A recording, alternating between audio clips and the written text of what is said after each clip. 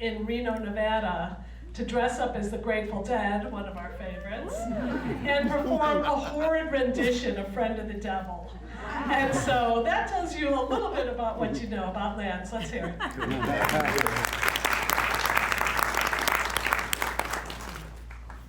Thank you.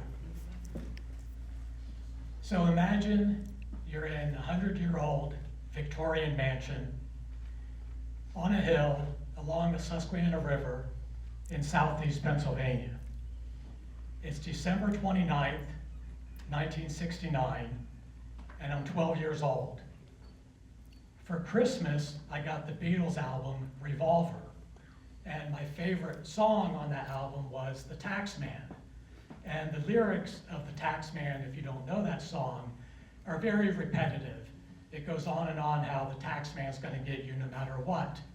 And interestingly, our last name, Wilson, is actually built into those lyrics. There's a line, the taxman's gonna get you, Mr. Wilson. So I'm sitting in my father's office, playing that song over and over again on our old record player, you know, a time when you had to pick the needle up very slowly and put it back down, trying not to scratch the album. And I must have played that song 10 or 15 times. And my father was sitting at his desk about 10 feet away. I didn't know what he was doing at the time. And at some point he got up, came over, patted me on the head, left the house, drove about a mile away, put a gun to his head, and pulled the trigger. So the disease of alcohol accomplished its main goal of killing the addict and devastating loved ones. Then about 4 days later, my mother was sitting at my father's desk and she said, "Oh, your father was so thoughtful, he finished his taxes before he left the house." So that's all it took for this, already grieving 12-year-old boy to assume responsibility for my dad's suicide. For many years I thought, well, I'm playing that song over and over again, he's working on his taxes, and he went out and committed suicide.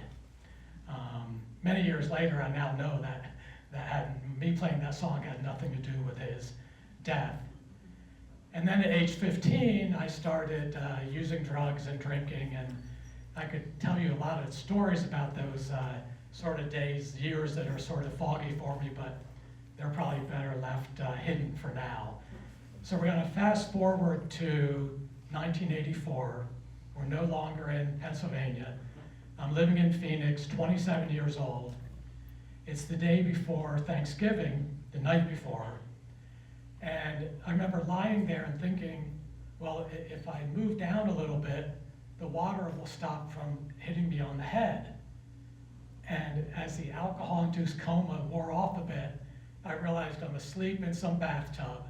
No idea how I got there. Now, I'm fully clothed, if that makes it any better. And the faucet was dripping slowly and my head was soaking wet. And that, ladies and gentlemen, 41 years ago was the last time I touched alcohol. And I'm very thankful for those many 1 days at a time. And then all the amazing things I heard about that could happen when one gets clean happened. I excelled in my career. I met the love of my life, Joy, who couldn't be with us tonight, but we've been married 34 years. Again, life was going along pretty darn well for several years. And I also started disconnecting those dots I connected about my father's suicide. I got into some good therapy and found a men's group dealing with codependency issues. And life was going along pretty well for several years. And then a bump in the road came in 2010. We have one son. He was 16 years old, and he became very depressed and was planning on killing himself and using all sorts of drugs. And I remember one of his counselors suggested my wife and I start going to some meetings. And I think I had the same reaction many loved ones have when something like that happens. I'm like, why do I have to go to a meeting? Don't you remember that bathtub story? I quit all that crap many years ago. I don't have to go to meetings. I'm not the one using drugs. And fortunately, we gave it a shot. we found a very good family support meeting at a recovery center run by an actual therapist. And we started attending Naranon meetings.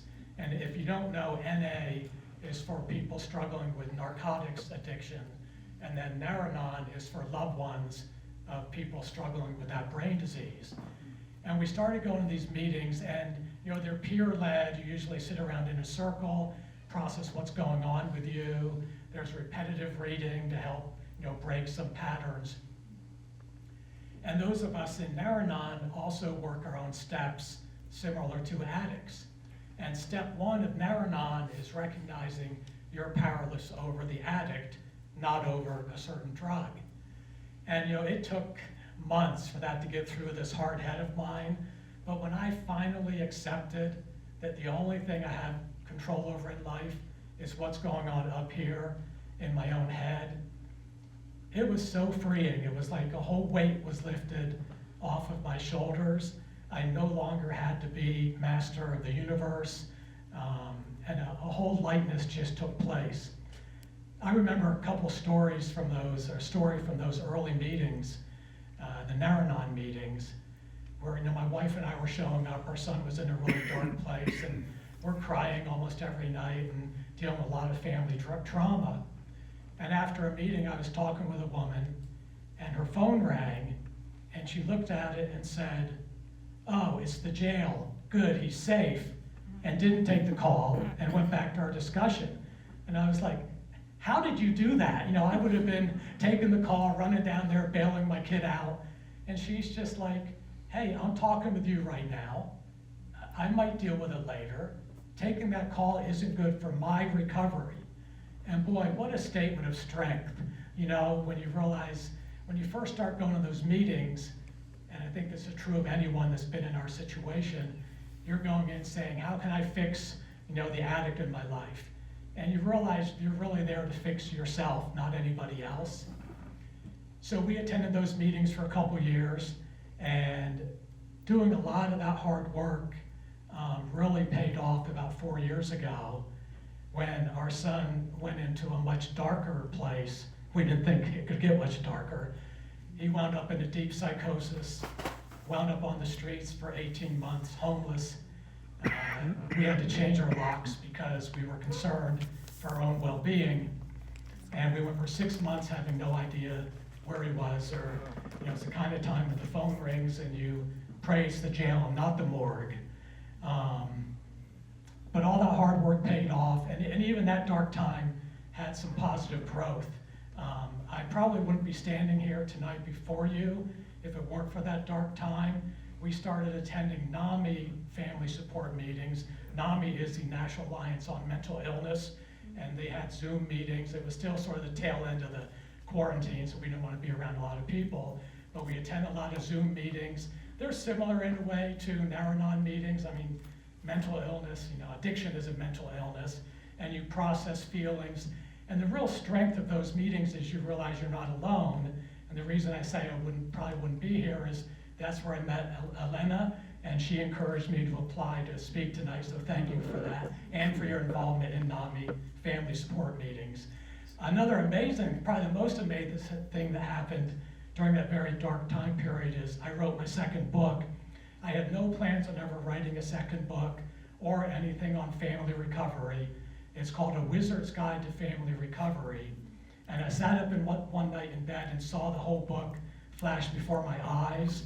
And it's really a novel. I call it a self-help book disguised as a novel. And I don't have time to go into the plot, but I'll leave you with this question. What do Merlin the Wizard, The Game of Chess, Nelson Mandela, and fans of the Grateful Dead, best band ever, what do they have in common? Well, if you want to find out, I happen to have some copies of my book at the back table, and I would be glad to share that with you, or at least answer that question for you. I started, a lot of this has been pretty dark, and I don't want to leave on a dark note. I am 100% convinced attitude is a choice, and I choose to see myself as one of the luckiest people alive. All of those stories are just part of the rich fabric that make up my life. I mean, when I look at the positive things that have happened, the growth that took place during all of those meetings, and where I am now, I have no regrets. I mean, I'm married to the love of my life. I get to go out dancing with my best friend every weekend. Our son has been crushing his recovery for 24 months now, and I get to live in Tucson, Arizona. So, you know, you really can't beat that. So in closing, I started with a story about music. I'll wrap up with a quote from one of the world's greatest philosophers, Neil Young. So when the next dark time comes along, which I know it will, that's life, I've just got to remind myself, in the field of opportunity, it's plowing time again. Thank you.